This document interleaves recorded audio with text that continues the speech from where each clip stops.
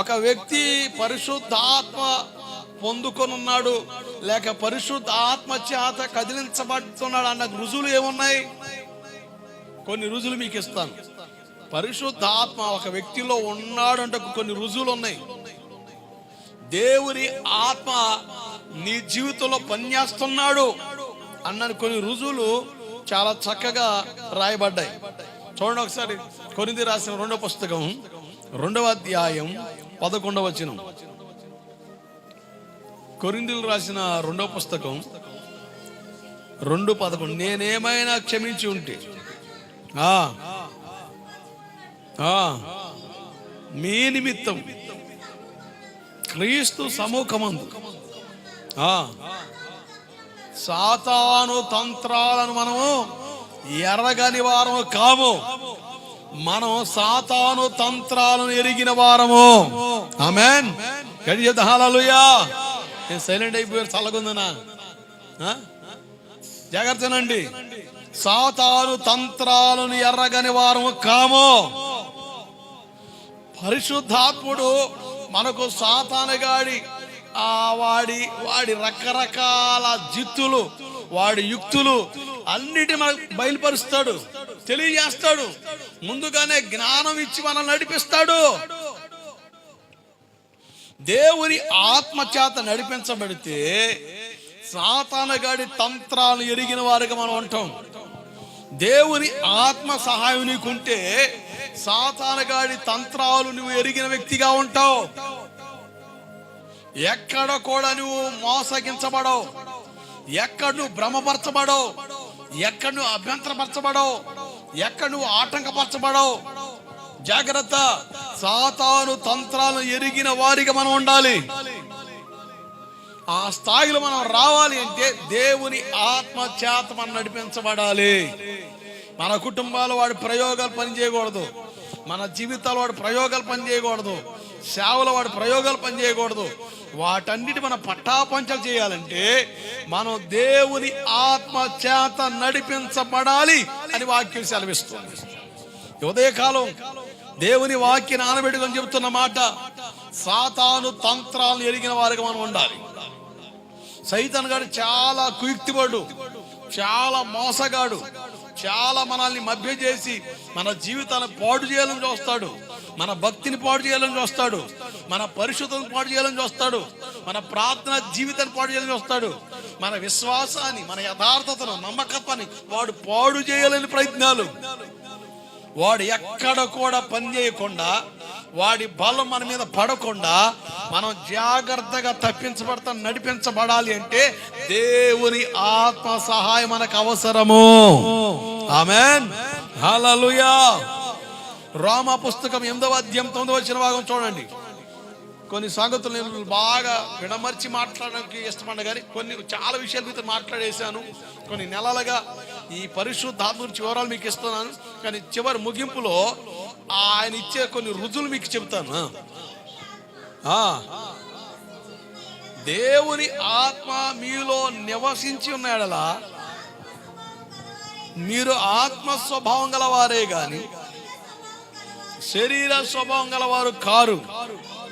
జాగ్రత్త పిల్లారా, వాక్యం చెబుతుంది, ఎవడైనను క్రీస్తు ఆత్మ లేని వాడైతే వాడు ఆయన వాడు కాడు. ఎవడైతే క్రీస్తు ఆత్మ లేని వాడో, మనం క్రీస్తు సంబంధులుగా, దేవుని పిల్లలుగా, దేవునికి సంబంధులుగా మనం ఉండాలంటే మనకు పరిశుద్ధాత్మ అనే సంచకరు ముద్ర ఉండాలి. దేవుని ఆత్మ ముద్ర మనకు ఉండాలి. దేవుని ఆత్మ చేత నింపబడిన ఆనవాలు ఉండాలి. క్రీస్తు ఆత్మ లేని వాడు నా వాడు కాడు. సంఘానికి వచ్చే ప్రతి వ్యక్తి క్రీస్తు ఆత్మ చేత, దేవుని ఆత్మ చేత నింపబడాలి. పరిశుద్ధాత్మ ఆనవాలు పొందుకోవాలి. దేవుని ఆత్మ చేత నడిపించబడాలి. వాళ్ళు దేవుని సంబంధులు. రోమా 8:14 కూడా మాట చదవండి. దేవుని ఆత్మ చేత ఎందరు నడిపించబడతారో వారందరూ దేవుని కుమారులు. మనం దేవుని పిల్లలుగా, దేవుని ఆత్మ చేత నడిపించబడాలి. You should lead with holy spirit. పరిశుద్ధ ఆత్మని నడిపించాలి. నువ్వు ఆత్మ చేత నడిపించబడే ఆనవాళ్ళలోనికి వస్తే మనం దేవుని పిల్లలం, దేవుని కుమార్తెలం, దేవుని కుమారులమని దేవుని వాక్యం సెలవిస్తుంది. ఆమేన్. మొదటి యోహాను పత్రిక 4:6. మొదటి యోహాను పత్రిక 4వ అధ్యాయం 6వ వచనం.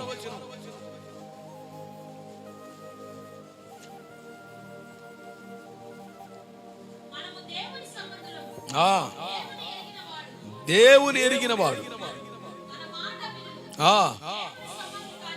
దేవుని సంబంధి కానివాడు మన మాట వినడు. అంటే దేవుని వాక్యాన్ని ఒప్పుకునే స్థాయిలోకి నువ్వు రావాలి. దేవుని ఆత్మచేత నడిపించబడేవాడు దేవుని వాక్యాన్ని ఒప్పుకుంటాడు, దేవుని మాట వింటాడు. నువ్వు దేవుని మాట వినకుండా లోక సంబంధమైన ఆనవాళ్ళతో ఉన్నావంటే నేను చెప్పనా, నువ్వు అనుకుంటున్నావు చర్చికి వెళ్తున్నాను, బాప్టిజం తీసుకున్నాను, బల్లో పాల్పొందుతున్నాను, వాక్యం వింటున్నాను, కాసేపు ప్రార్థన చేసుకున్నాను, ఇక నేను పోతే పరలోకమే కదా, ఇంకేముందిలే, ఇంతకంటే ఎక్కువ భక్తి నేను ఆడ చేసేది ఇది చాలులే అని తూతు మంత్రం ఆలోచనలు చేస్తే నేను అంటాను. దేవుడు అన్నాడు, దేవుని వాక్యాన్ని ఎవరైతే అంగీకరిస్తారో, దేవుని వాక్యాన్ని ఎవరైతే ఒప్పుకుంటారో వాళ్ళు దేవుని సంబంధులుగా పిలబడతారు. ఆమేన్. వాక్య సంబంధుల మాట వింటాం. ఇప్పుడు ఒక సందర్భాన్ని వాక్యంతో పోల్చి మాట్లాడుతున్నప్పుడు అది అట్టట్ట, ఇది ఎట్టెట్ట, అట్టట్ట, ఎట్టట్ట ఈ ఆలోచనలు రావు. వాక్యమా, దేవుని మాట, దేవుని వాక్యంలో ఉందా, సరెండర్ అయిపోతాం. దానికి కోడిగుడ్లు పీకం, దానికి ఎక్స్ట్రా ఆలోచనలు చేయం. ఈరోజు తెలివితేటలు మీరిపోయినాయి, సావు తెలివితేటలు. దేవుని వాక్యాన్ని వాక్యంగా ఒప్పుకోలేని స్థాయిలోకి వస్తున్నారు చాలా మంది. నేను అంటాను, మనం మనుషు మాత్రం, మన మాట అయితే చెల్లదు. దేవుడు ఆది సంభూతుడు, సర్వానెరిగినోడు, జగతికి పునాది వేయబడక మునిపే ఉన్నవాడు ఆయన, ఆది అంతం ఎరిగిన వాడు. ఆయన మాట్లాడిన మాటకే నువ్వు కోడిగూటకి ఈకలాగినట్లు లాగితే నేను అంటాను, నీ తెలివితేటలాడా, నీ ఆలోచన ఎక్కడ పనికొస్తుంది? దేవుని ఎదుట మనం చెల్లం. వాక్య సంబంధుల మాట వింటాం. అయ్యా ఇలా వాక్యంలో ఉంది, ఇలా ఉంది అన్నప్పుడు ఆ వాక్యం గొప్ప అంగీకరిస్తాం. అంతే.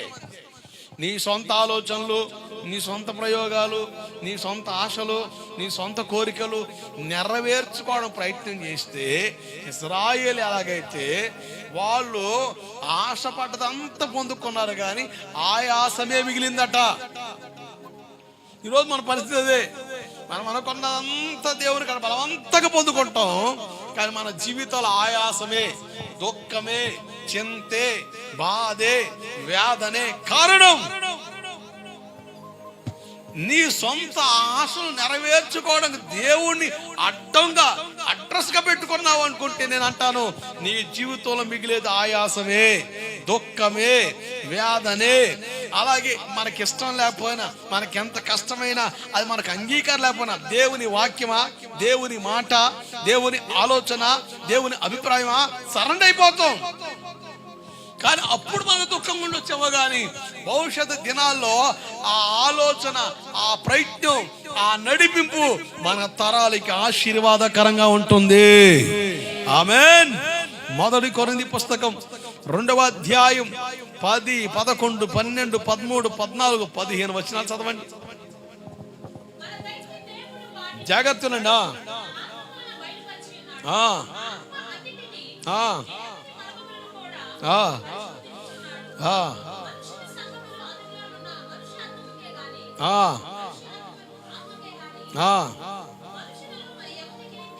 మనుషుల్లో ఎవరికి తెలియను, అలాగే దేవుని సంగతులు దేవుని ఆత్మకే గాని మరి ఎవనికి తెలియను. చదవాలి.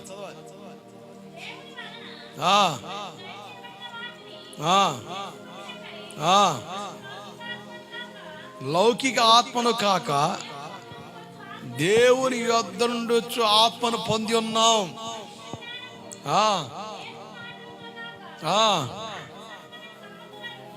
ఆత్మ సంబంధమైన సంగతులను ఆత్మ సంబంధమైన సంగతులతో సరిపోల్చుకుంటూ ఆత్మ నేర్పు మాటలతో మేము బోధిస్తున్నాం. జాగ్రత్త పిల్లారా, నేను దేవుని ఆత్మతో నడిపించబడే వ్యక్తిని అయితే ఆత్మ సంబంధమైన సంగతులను ఆత్మ సంబంధమైన సంగతులతో సరిపోల్చుకుని మాట్లాడుతాను. నువ్వు దేవుని సంబంధం అయితే ఆత్మ సంబంధమైన సంగతులను ఆత్మ సంబంధంగా ఆలోచిస్తావు. నువ్వు ఈరోజు చాలా మంది వాక్యాన్ని వాక్యంగా అంగీకరించిన స్థాయిలో ఉండిపోతున్నారు, కానీ మనం దేవుని పిల్లలుగా చలమణి అవుతున్నాం. అది విచారకరం. దేవుని పిల్లలుగా మనం చలమణి అవుతున్నాం తప్ప వాక్యాన్ని వాక్యంగా సరిపోల్చుకొని ఒప్పుకోని స్థాయి మన జీవితంలో ఉండిపోయింది. అక్కడే మనకు చాలా నష్టం, అక్కడే మనకు చాలా ప్రమాదం దాచబడి ఉంది. ఈరోజు చాలా మంది ఆత్మ సంబంధమైన సంగతులను ఆత్మ సంబంధమైన సంగతులతో పోల్చుకొని మాట్లాడాలట. ఇప్పుడు ఒక వాక్యాన్ని నా సొంత ప్రయోజనం కొరకు మార్చుకోవాలనుకున్నాను అనుకోండి, నా సొంత ఆలోచనలన్నీ కూడా జతపరుస్తాను. అలా కాకుండా వాక్యాన్ని వాక్యంతో పోల్చి మాట్లాడుకున్నాను అనుకోండి, ఆత్మ సంబంధమైన సంగతులను ఆత్మ సంబంధమైన సంగతులతో పోల్చి మాట్లాడుతా. జాగ్రత్త పిల్లారా, ఈరోజు చాలా మంది ఆధ్యాత్మిక వివేచన లేదు.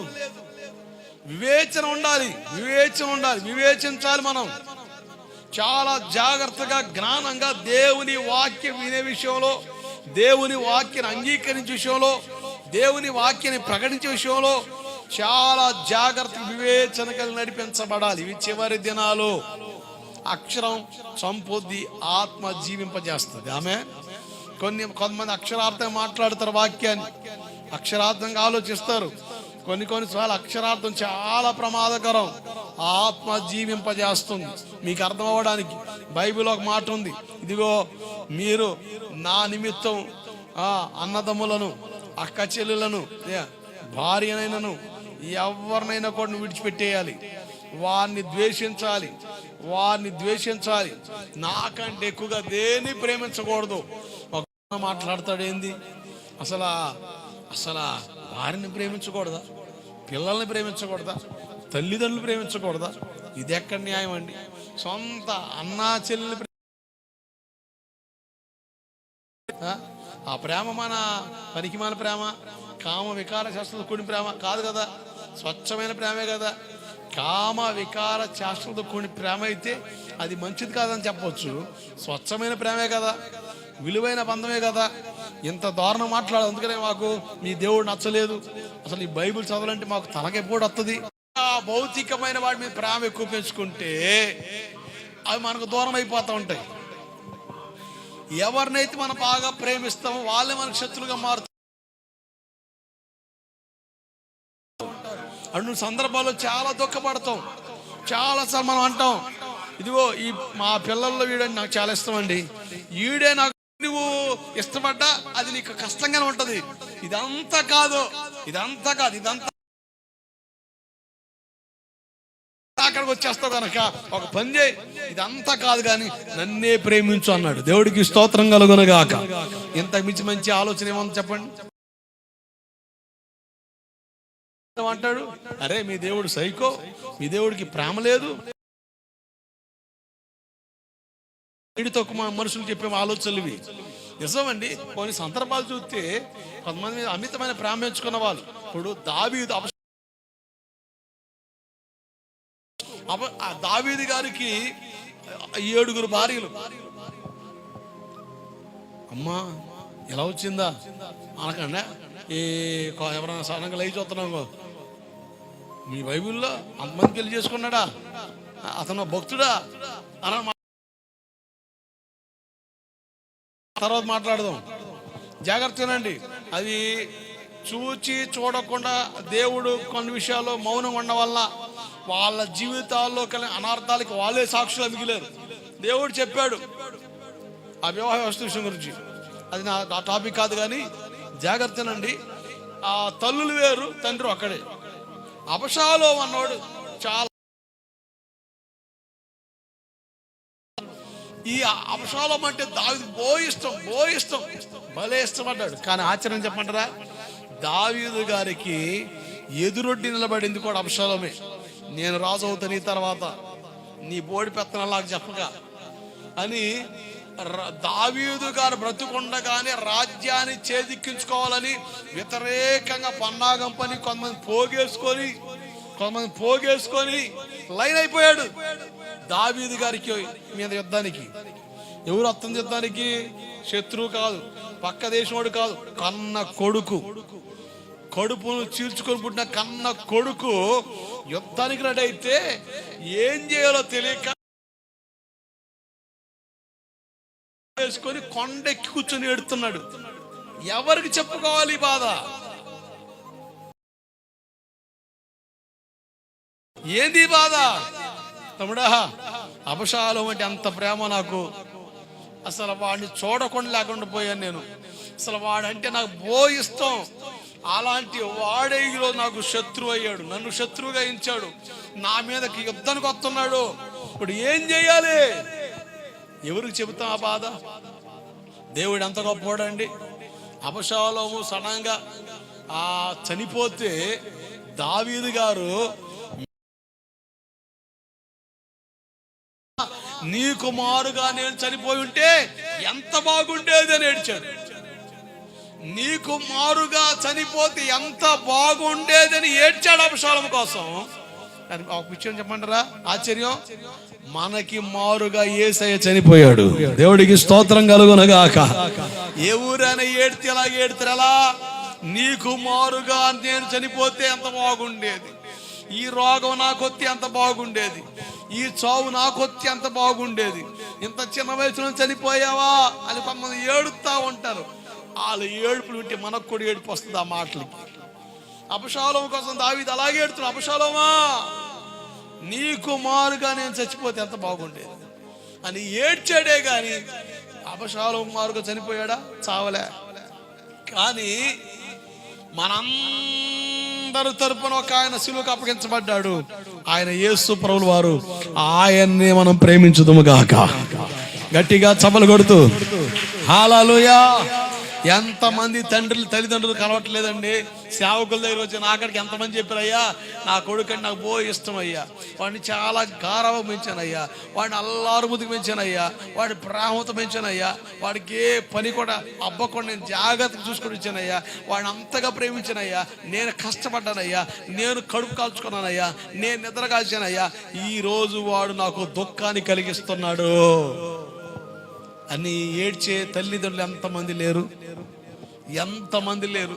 నేను అంటాను, ఈ లోకంలో మనం ఎవరు ప్రేమించినా మన ప్రేమను నోచుకోవడానికి అర్హులు కానన్నట్టుగా వాళ్ళు మనకు దూరంగా వెళ్ళిపోతారేమో. కానీ నువ్వు యేసయ్యనే ప్రేమించావనుకో, యేసునే ప్రేమించావనుకో, ఒక అబ్రహాము లాగా ఉండిపోతావు. దేవుడికి స్తోత్రం కలుగునగాక.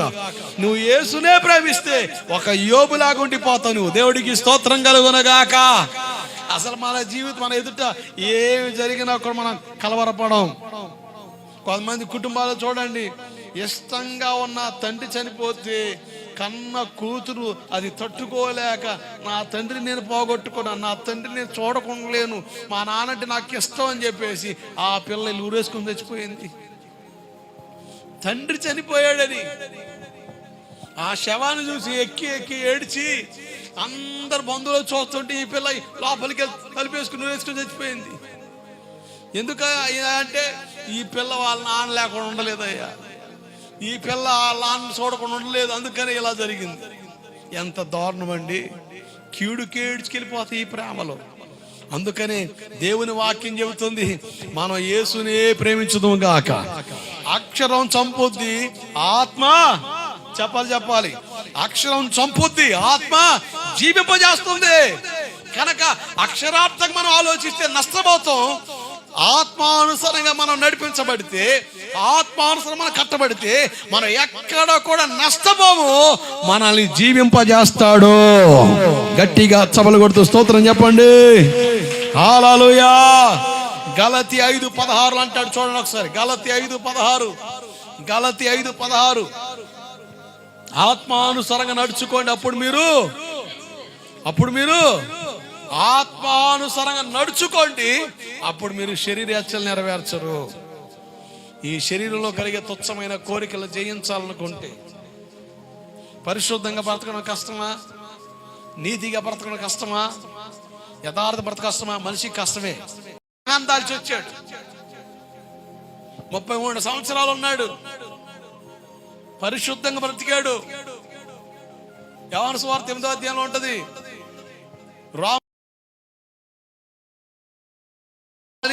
స్థాపించుతున్నాను. ఈ లోకంలో దేవుడికి ఉండాల్సిన లక్షణం పరిశుద్ధంగా బ్రతికే ఆనవాళ్ళు ఉండాలి. యేసు ప్రభువుని గుర్తించగలిగాను. ఆయన సవాల్ చేశాడు, నాలో పాపముందని ఎవడన్నా స్థాపించగలడా? యోగ్యంగా బ్రతికాడు, పరిశుద్ధ జీవితం జీవించాడు. ఆయన ఈ లోకంలో ఉన్నప్పుడు దేవుని ఆత్మ చేత నడిపించబడ్డాడు. మనకొక మాదిరికరం చూపడానికి, మనకొక మాదిరి చూపడానికి ఆత్మానుసారంగా మత్తయి సువార్త 4వ అధ్యాయంలోకి రండి. యేసు ప్రభువు ఎలా ఆత్మానుసారం నడిపించబడ్డాడు?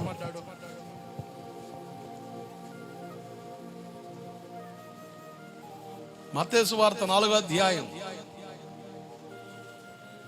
పేజీ లేదా, లేకపోతే బైబిల్ ఏమైనా మారిందా? చదవాలి. అపవాది చేత శోధించబడ్డాడు, ఆత్మ వలన అరణ్యములోనికి కొనుక్కోబడ్డాడు. ఎందుకు కొనుక్కోబడ్డాడు? 40 రాత్రింబగలు అనే ప్రార్థనలో ఉన్నాడు, ఉపవాస ప్రార్థనలో.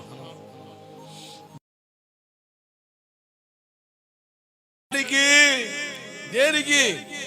40 దినాల ఉపవాస ప్రార్థన. ఏమండి, ఈ దేహం పాపానికి, ఈ దేహం వ్యసనాలకి తావివ్వకూడదంటే ఈ శరీరాన్ని నలగొట్టాలి.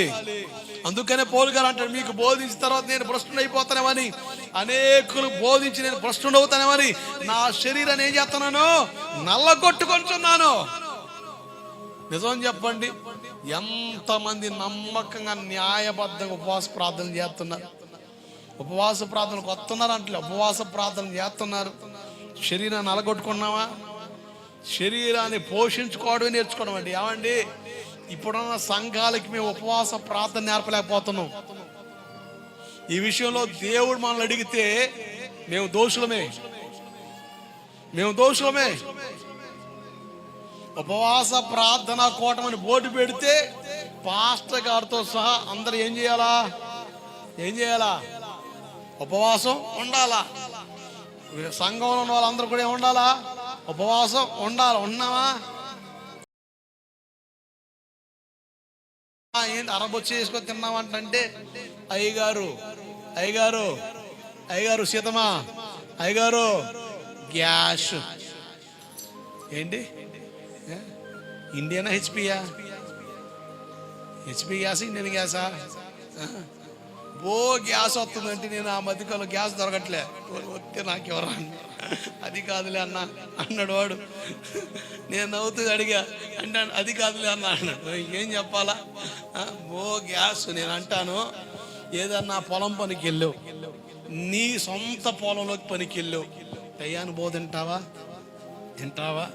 పనికి వచ్చిన కూడా వదిలిపెడతా, ఇంకో అర్ధగంట చెయ్యండి అని అడ్డం పడతావు, అవునా? అదే మనం ఇంకొకటి పనికి వెళ్ళామనుకో, ముందుగానే 12 అవుతుందిగా, జాబ్ వాళ్ళ టైంకి తింటాడు కదా, 12 అవుతుందిగా అని పద్దాకులు టైం చెబుతుంది. ఎందుకు? అర్థం ఏంటి? త్వరగా వదలరా అని. అదే మన సొంత పొలంకి వెళ్తేనో, ఎందుకంటే సొంత పొలం కదా, ఒక అర్ధగంట పని చేస్తే త్వరగా అయిపోతాను ఆశ. ఇప్పుడు ఇంట్లో ఏమన్నా ఫంక్షన్ జరిగిందనుకో, ఇంట్లో కార్యక్రమం జరుగుతుంది అనుకో, టైం తింటామా? యా తినొచ్చుగా అంటే తింటలే సాయంత్రం పూట, పొద్దు నుంచి ఏం తినలే మా అయ్య, ఒక్క అన్నం మెతుకు, ఒక్క అన్నం మీద కూడా కొరకలేదట మహారాజు. ఒక్క అన్నం, అదే పక్కింటి ఫంక్షన్ పోతేనా వాళ్ళు ఎప్పుడు వేస్తారా కూర్చేసుకొని తినేద్దామని చూస్తుంటాం. మనకాడికి వచ్చేవాడికో లేట్ అవుతుంది. నేను ఎందుకు మాట చెప్తున్నా అంటే ఆలస్యం అవుతుంది. అప్పుడు మరి గ్యాసు, అప్పుడు అలసరు పలసరు ఏమి గుర్తుండవు, షుగరు ఏమి గుర్తుండవు. కానీ నేను అంటాను ఉపవాస ప్రార్థన కానీ సైతన్ గారు అంటే నీకు షుగర్ ఉందిగా, నీకు బీపీ ఉందిగా, నీకు ఇది ఉందిగా అని వాడు పొద్దుమానం బాధని అంటాడు నిన్ను. ఇక నువ్వు పొద్దుమానం అదే గోల. నేను అంటాను ఒక్క పూట కొంచెం ఆలస్యం చచ్చిపోం. దేవుని సన్నిధిలో మన దేహాలు నలిగితే మనం వెలిగించబడతాము.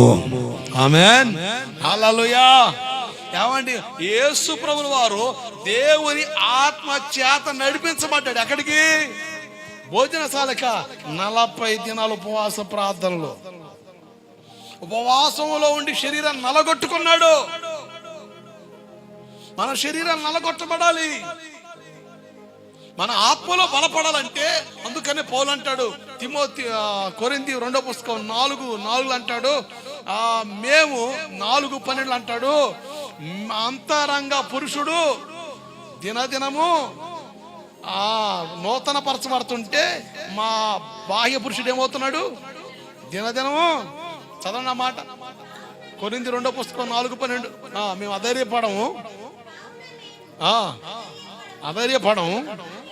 మా బాహ్య పురుషుడు కృషించినను మా ఆంతర్య పురుషుడు దినదినము నూతన పరచబడుచున్నాడు. దేవుడికి స్తోత్రం కలుగునగాక. మన మన బాహ్య పురుషుడు ఏమవ్వాలా? కృషించిపోతున్నా మన ఆత్మ పురుషుడు, మన అంతరంగ పురుషుడు ఏమవ్వాలా? రోజు రోజుకి ఏమవ్వాలా? నూతన పరచబడాలా. ఎవడి దేవుని కనబడినప్పుడు మన బాహ్య పురుషుడు కనబడ్డు. ఎవరు కనబడతాడు? అంతరంగ పురుషుడికి సరిగా పోబెట్టలేదు అనుకో, సన్నగా బక్కగా గాలి తీరు పెట్టేటట్టు ఉంటాడు. బయట మాత్రం ఎట్టగా ఉంటాం, ఎట్టుంటాం. లోపలడేమో ఎట్ట ఊగుతా ఉంటాడు, వేలాడుతూ ఉంటాడు. గాలి తెగిరిపోతానేమో, ప్రాణాలు పోతాయేమో, సత్తానేమో, ఎక్కువ గాలి పీల్చి చచ్చిపోతానేమో అని. మరేమా మరేమా విన్నావా? మనకులాగే ఊగిసలాడుతా ఇట్ట అట్ట కొట్టుమిట్లు ఆడుతా ఉంటది. ఎవరు? అంతరంగ పురుషుడు. బాహ్య పురుషుడేమో ఎన్ని గాళ్ళని రాని నెట్టుకొని పోతా అన్నట్టు కొంటాం. ఉపయోగం ఏముంది? మీకు అర్థమైన మాట చెప్తా. తెనాలి రామకృష్ణ తెలుసుగా, ఈ కథలైతే బలి వచ్చండి. ఈ కథలైతే మచ్చగా ఉంటాం, ముచ్చగా ఉంటాం. చెప్పండి, ఈ చెప్పండి 2-3 వాక్యం మధ్యలో నువ్వు కథలు కొంచెం చెప్తా ఉంటే మాకు నిద్ర పట్టకుండా బ్రహ్మాండంగా అంటాం. ఇక ఏ చెప్పుకుని పోతే ఇంకెప్పుడు బలపడేది, ఎప్పుడు తేలేదు వ్యవహారం. ఆ సందర్భంలో చెప్తున్నా, శ్రీకృష్ణదేవరాయలు గారు అన్నారట, మీకు తలకు గుర్రం ఇస్తాం, మీరు ఎవరైతే మీ గుర్రాలని పటిష్టంగా పెంచుతారో అసలు ఎంత బలమైన పట్టుకున్నాడు కూడా లాక్కుని పోతాయో వాడి బహుమానం అని చెప్పి. సరే సరే అని అందరు గుర్రాలు తీసుకెళ్ళారు, రకరకాల మేతలతో మేపుతున్నారు. ఇక ఒక రోజుకి అంతఃపురంలో తీసుకొచ్చారు, టైం ఆసనం అయింది, తీసుకొచ్చారు. ఈ తెనాలి రామకృష్ణ మాత్రం గుర్రం తేలే. అందరు గుర్రాలు ఉన్నాయి, ఇతగాడి గుర్రం లేదు. అందరు నవ్వుతున్నారు. ఈడి గుర్రం మధ్యలోనే ఏమైపోనా, ఏదో పెద్ద తెలివితేళ్ళు చూపిస్తే కుదురుద్దా? గుర్రాన్ని నడిపించాలో తెలియాలా? మరి మనం బాగా తెలుసు అని బాగా మేపేసాం అని కొంతమంది ఎటకారం మాట్లాడుతున్నారు. ఈ తెనాలి చాలా తెలివైనడు కదా, చమత్కారం చూస్తున్నాడు. సరేలే అబ్బాయి, టైం వస్తుంది కదా, అప్పుడు గుస్తాయి మిమ్మల్ని, ఏడ జంచాలు ఆడ తీస్తారని చెప్పి కాముగా నవ్వుతున్నాడు మనసులో. వీళ్ళు బేషుగ్గా మరి మేము మరి పెంచాం, మరి ఏంది మా కాడ మేము చల్లవు అన్నట్టు మాట్లాడుతున్నారు వీళ్ళు. రాజుగారు రానే వచ్చారు, అందరు గుర్రాలు చూశారు. సరే అందరు వచ్చారంటే వచ్చాను, తెనాలి రామే గుర్రం రాదు అన్నారు. ఎవరు గుర్రం? వీడికి ఎందుకు బోడి? ఆయన అడుగుతాడుగా, ఆత్రం, కడుపు ఆత్రం. తెనాలి రామే గుర్రం రాదు. అందరు గుర్రాలు వచ్చినాయి అయ్యా అని చెప్పాలిగా, ఇంకెవరైనా రాకపోతే అప్పుడు చెప్పాలి, అంతేగాని మొదలే తెనాలి రామే గుర్రం రాలేదు. ఏం తెనాలి రామయ్య గుర్రం రాలేదంటే, సార్ మా గుర్రం సంగతి చెప్పాలంటే అది చెప్పేది కదా, వచ్చేది కాదు. మా గుర్రాన్ని బయట తెస్తే అసలు మామూలుగా ఉండదండి, అంత బలం కలిగింది. అసలు దాన్ని ఎవరు స్వాధుపరచుకోలేకపోతున్నారు, అసలు మామూలు లేదు అని చెప్పాడు. ఓరి బాబోయ్, ఇన్ని గుర్రాల కంటే డైరెక్ట్ ఆ గుర్రానే చూద్దాం పోదా అని చెప్పాడు. ఈ తెనాలోడు మంచి తెలుగులోడుగా కరెక్ట్గా ఆ గుర్రం మూతికాడే రంధ్రం చేశాడు, చిన్న రంధ్రం చేశాడు. ఈ ఎల్లోడు లోపలికి వెళ్ళి చూడడానికి కనబడదు. అసలు లోపలికి వెళ్తే అసలు అంతా లాక్కెళ్ళిపోతుంది బాబు, లేని పని గొడవ. బయట నుంచే చూడాలి, ఆడ నుంచి చూడాలని ఒక చిన్న రంధ్రం పెట్టాడు. ఆ రంధ్రం పోయి చూసేవాడు తలకాయ పెట్టే లోపు ఈ గడ్డం లోపలికి వెళ్ళింది. ఆ రోజులు గడ్డలు ఉంటాయి, పిల్లి గడ్డలు. ఆ గడ్డం లోపలికి వెళ్ళగానే ఆ గుర్రం మూతికి తగలగానే ఇదేదో గట్టి అనుకొని గట్టి పట్టింది. ఇక చూసుకుని లాగుతున్నాడు రావట్లే. ఇక గడ్డం ఊడేదాకా లాగ్గానే వాడు పరుగు రాజా తెనాలి గారి గుర్రం మామూలు గుర్రం కాదు, చాలా బలమైన గుర్రం అని చెప్పగానే బహుమానం ఇచ్చేసారు. ఎవరికి? ఈరికి. ఎవరెవరు ఎంత పని చేస్తురా, ఆహా ఓహో అంటే మొత్తం తెలిసి పడేసావు, కథ మొత్తం తిరగేసేసావు అని చెప్పేసి మొత్తం పక్కోడు అడిగాడు, ఎట్ట కుదిరింది నీకు, ఏం పెట్టావు గుర్రానికి, ఎట్ట పెంచావు? ఏం పెట్టలే, దాన పెట్టలే, నీళ్ళు పెట్టలే. ఇప్పుడు గుర్రాన్ని కాలితే ఏం పెద్దలు అంటే గుర్రం కాలితే ఆ సంగతి సామెత. గుర్రం ఇక బాగా మంచి ఆకలి మీద ఉంది, వీడు పిల్లి గడ్డ తగలగానే అది గడ్డి అనుకొని గట్టిగా పట్టింది గడ్డని. ఇక గుర్రం కదా ఆకలి మీద ఉంది, గట్టిగా లాగడం ఇక మొత్తం ఊడొచ్చింది. తీరా చూస్తే ఆ గుర్రం గాలి కొత్తి ఎగిరిపోయి ఉంది, దాని రూపమే మారిపోయింది. అలా ఉన్నాయి మన పరిస్థితులు. మన ఆత్మ సంగతి చూస్తే చాలా బలహీనం. బయటికి పటిష్టం కనబడుతున్నాం కానీ లోపల బలహీనం పడిపోతున్నాం. అందుకనే బలహీనమైన మూల పాట తిరిగిపోతున్నాం. మనం బలముగా బలపరచబడితే, కట్టబడితే, మనం దేని పడితే అది మనల్ని ప్రలోభించడానికి అవకాశమే ఉండదు. ఆత్మానుసారంగా నడిపించబడండి, మీరు శరీరేచ్ఛలను నెరవేర్చరు. ఆమేన్. ఆత్మానుసారంగా నడిపించబడండి, మీరు లోక సంబంధమైన వాటి కొరకు వెంపర్లాడలేరు, ఆత్మ సంబంధమైన వాటి కొరకు ఆశ కలిగి ఉంటారు. ఈరోజు మన ఆత్మ బలహీనంగా ఉంది. మన ఆంతర్య పురుషుడేమో బలహీనంగా ఉన్నాడు, బాహ్య పురుషుడేమో దిట్టంగా ఉన్నాడు. ఆంతర్య పురుషుడేమో చాలా బలహీనంగా ఉన్నాడు. ఈరోజు మన పరిస్థితి, నీకంటే వీక్ ఎవరో నీ ఆంతర్య పురుషుడు. నీ బాహ్య పురుషుడే వీక్ అయితే నీకంటే బాగా వీకు. అర్థమవుతుందా? ఈ ఈక్నెస్ క్యాండిడేట్లు చర్చీలకు వచ్చారనుకోండి, నీరసానికి వాక్యం విన్నాడు రయ్యా. ఇక ఎట్లుంటుంది అంటే సమాధి పెట్టిలో చూస్తామే, సమాధి చేయడానికి మొఖాలు అట్లుంటాయి, అటు వేసుకొని ఉంటారు వీళ్ళు. అసలు బయటే ఈకు, ఇంకా లోపల ఇంకా ఈకు. అమ్మా ఈ రకమైతే ఎట్టండి.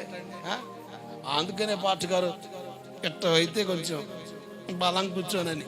మరి ఇది కూడా లోపమే, మరి ఇదొక తంట, ఇదొక సమస్య. నేను అంటాను, ఏ స్థితిలో ఉన్నా మన అంతరంగ పురుషుడు బలముగా ఉండునుగాక. ఆమేన్. ఆత్మ చేత నడిపించబడి ఆనవాళ్ళు మనకు రావాలి. ఎఫెసీ పత్రిక ఒక మాట ఉంది, 2 మాటలు చెప్పి ముగిస్తా చూడండి. ఎఫెసీ పత్రిక 4వ పత్రిక 4వ అధ్యాయం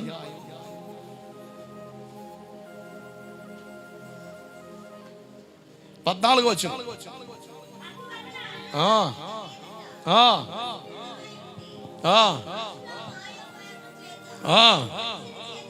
వంచన చేతను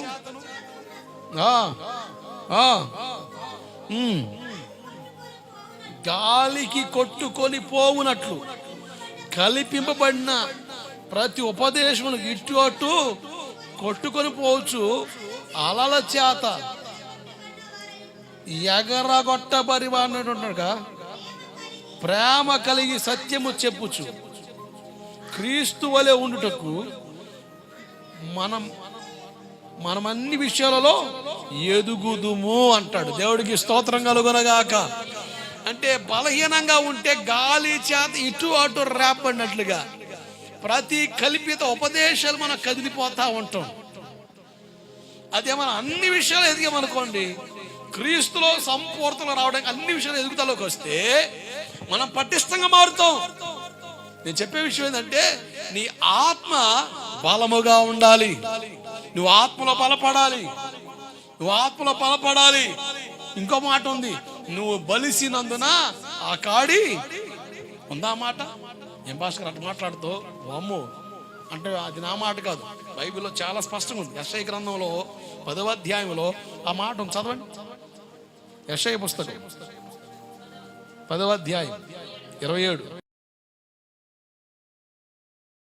భుజం మీద నుండి అతని బరువు తీసివేయబడు, నీ మెడ మీద నుండి అతని కాడి కొట్టివేయబడుతుంది. ఇదట ఏంది, నీవు బలిసినందున ఆ కాడి విర్రగొట్టబడును, ఆ కాడి విరిగిపోద్ది. ఆమేన్, హల్లెలూయా. నువ్వు వాక్యంలో బలపడ్డం వల్ల సాతాను కాడి కట్లు కాళ్ళు విరిగిపోతాయి. అది నువ్వు బలపడ్డం వల్ల, నువ్వు బలం పొందుకోవడం వల్ల జరుగుద్ది. నువ్వు బలపరచబడాలి, నువ్వు ఆత్మలో రేపబడాలి. నువ్వు ఏ బంధకంలో ఉన్నా, ఏ కట్లున్నా, ఏ కాడి మీద ఉన్నా, నువ్వు ఆత్మలో బలపడ్డావా, ఆత్మలో రేపబడ్డావా, ఆత్మలో కదిలించబడ్డావా, అది ఏ చీకటి ప్రభమైనా, అది ఏ పాపమైనా, ఏ లోపమైనా అది విరిగిపోద్ది. ఆమేన్. అది నువ్వు బలపడ్డం వల్ల జరుగుద్ది. నువ్వు బలపరచబడాలి, ఆత్మలో రేపబడాలి. అందుకనే ఒక కుమార్తె, యాయీరు కుమార్తె చనిపోయిన పాప గారు ప్రార్థన చేస్తే తిరిగి లేస్తుంది. ఇప్పుడు అంటాడు ఆ ప్రభువారు, ఈ పాపకు ఆహారం పెట్టను అంటారు. ఏం పెట్టమంటాడు? మంచిని ఇమ్మంటున్నాడా అన్నాడా? ఆహారం పెట్టను అంటాడు. ఎందుకు? ఈమె ఆత్మలో బలపడితే ఆమెలో ఉన్న కట్లన్నీ కూడా ఏమైపోతాయి? తెగిపోతాయి.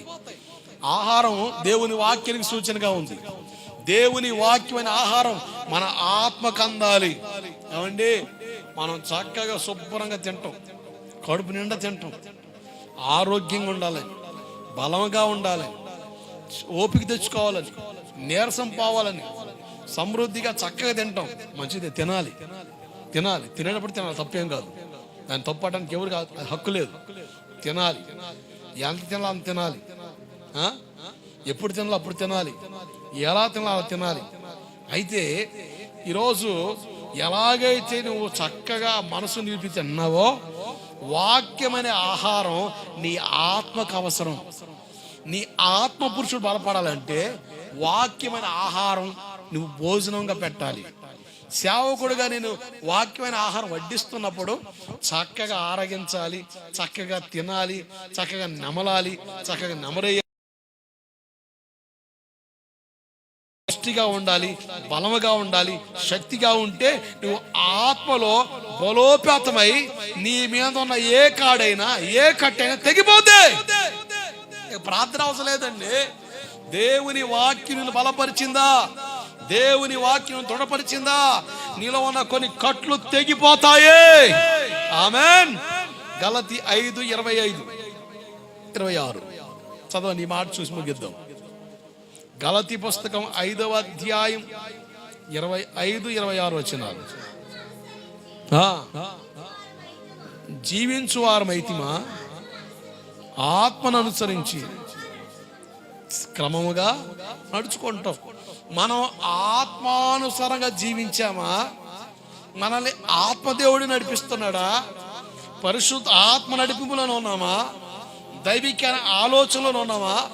దైవికమైన స్థితిగతుల్లోనే కట్టబడుతున్నామా? అలాగైతే మనం క్రమముగా నడుచుకుంటాము. చాలా అద్భుతమైన మాట ఇది. మనం ఆత్మానుసారంగా నడిపించబడితే మనం అన్ని విషయాల్లో క్రమబద్ధీకరించబడతాము. దేవుడే నీకు చాలా విషయాలు బోధిస్తాడు, నీ ఆలోచనలు కడతాడు, నీ పరిస్థితులు మారుస్తాడు, నువ్వు దేవునికి ఇష్టమైన పాత్రగా మారుతావు. నిన్ను యోగ్యమైన పాత్రగా మార్చేది పరిశుద్ధాత్ముడు. ఇప్పుడు ఒక దైవజనుడిగా నేను ఒక పాత్రగా నా పని నేను చేస్తున్నాను. నేను చెప్పాల్సిన మాటలు మీకు చెబుతున్నాను. ఈ మాటలు మీ హృదయాల్లో నిలిపి, ఈ మాటలు మీ హృదయాల్లో పనిచేసి, ఈ మాటలు మీలో క్రియ ప్రారంభం అవ్వాలంటే నీ పక్కన ఒక ఆయన ఉన్నాడు. ఇప్పుడు ఎవరు? ఇక్కడ ఎంతమంది ఉన్నారో వాళ్ళందరి పక్కన అదురుపోయేవారు బాబు ఎవరు ఉన్నారని కంగారు పడ్డారు.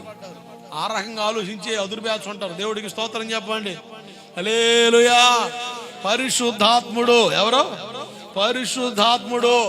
ఆయన నీతోనే ఉంటాడట, నీలోనే ఉంటాడట. ఆయన ఎవరో నీకు తెలుసు. నేను అంటాను, మనం ఆత్మానుసారం నడిపించబడితే మనం క్రమబద్ధీకరింపబడతాం. వాని దేవుడు వానికి క్రమము నేర్పాను. వాని దేవుడే వానికి క్రమము. ఆరాధించే నీ దేవుడే నీకు క్రమాన్ని నేర్పుతాడు. పడ్డావా? అన్ని విషయాల్లో క్రమంగా నడుచుకుంటాము, అన్ని విషయాలు సరిచేయబడతాము, అన్ని విషయాలు ప్రభు నిన్ను కడతాడు. నీ పరిస్థితులన్నీ మార్చబడతాయి. పరిశుద్ధ ఆత్మదేవుని సహవాసాన్ని కోరుకో. నువ్వు ఏ స్థితిలో ఉన్నా, ఏ పరిధిలో ఉన్నా, ఏ చీకటి ప్రభు నిన్ను ఏలినా, నేను అంటాను, నువ్వు క్రమంగా నడుస్తావు, క్రమంగా నడుస్తావు.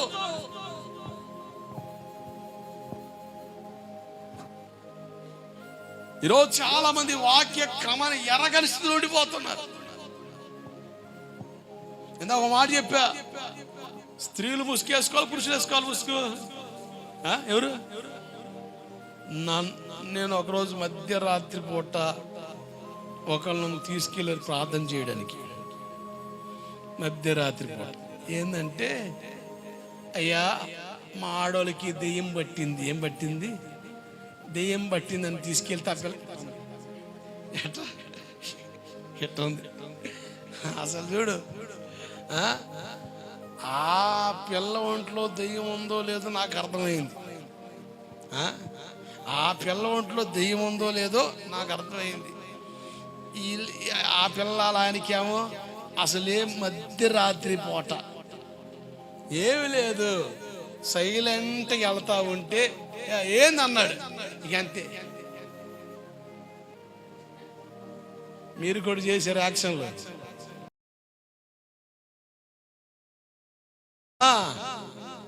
ఇక దెయ్యం వచ్చినట్టే యాక్షన్ చేస్తుంది మనిషి. ఇక ఆడు అమ్మో ఫోన్ చేశాడు, లటుక్కుని తీసుకుపోయాడు.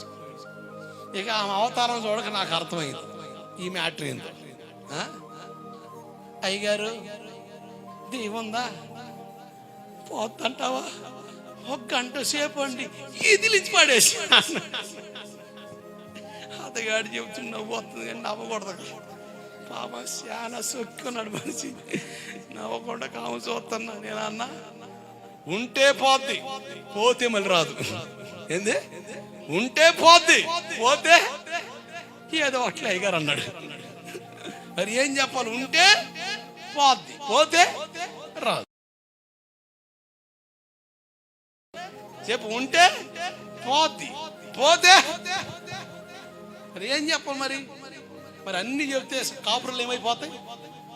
మరి ఏం చెప్పాలి చెప్పండి? తప్పదుగా. ఉంటే పోతాయా, పోతే మళ్ళీ రాదన్నా. ఏదో అట్లా పాస్టర్ అన్న. నేను చూసా, సైతానా నీవు సంగతి మాకు అంతా తెలిసింది. నువ్వు ఎలాగే చేసావు అనుకో, పిచ్చ కొట్టుడు కొడతా, ఈడ్చిడ్చిపోతా. సైతానంగా అయ్యారు వందనాలంది.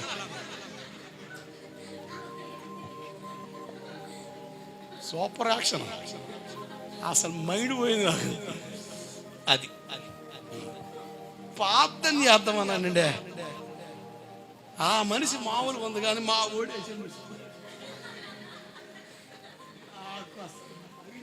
మా ఓడేసాడు. ఆ దెయ్యం అడిపోయిందో ఈడికి వచ్చి నాకు అర్థం కాలే.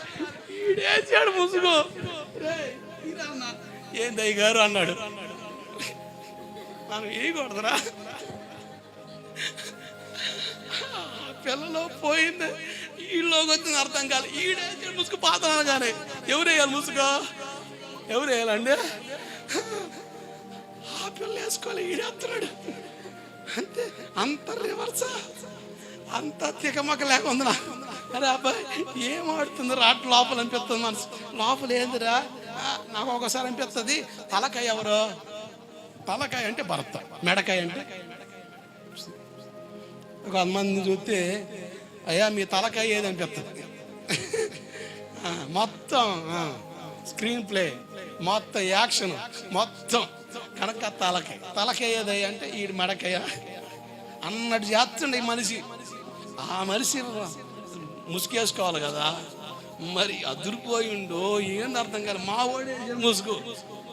బైబిల్ ఎవరు వేసుకోవాలి ముసుగు? స్త్రీలు వేసుకోవాలి. అది ఘనత. ఎందుకు ఈ మాట చెప్తున్నానంటే మనం క్రమంగా నడుచుకోవాలి. ఆమేన్, హల్లెలూయా. క్రమంగా నడుచుకోవాలి. ఆత్మ చేత నడిపించబడితేరా మీరు అన్ని విషయాల్లో క్రమంగా నడుచుకుంటారు. ఇంత చక్కని నడిపింపు పరిశుద్ధాత్మలో ఉంది. నేను అందుకనే నా స్నేహితుడైన పరిశుద్ధాత్ముడిని మీకు మరొకసారి పరిచయం చేస్తున్నా. ఆయన నాకే కాదు, నీకు కూడా స్నేహితుడే. ఆయన చెప్పాడు ఆయన అందరితో ఉంటాడు, అందరిలో ఉంటాడు. ఆయన లోకం ఎరగదు కానీ మనం ఎరుగుతాం. నా బాధ ఏంటంటే ఈరోజు సంఘం పరిశుద్ధాత్మను ఎరగట్లేదు. కనుక అటువంటి పరిస్థితులు మనం ఉండకుండా జ్ఞానం కలిగి నడిపించబడదాం. కృప మనకుండును గాక.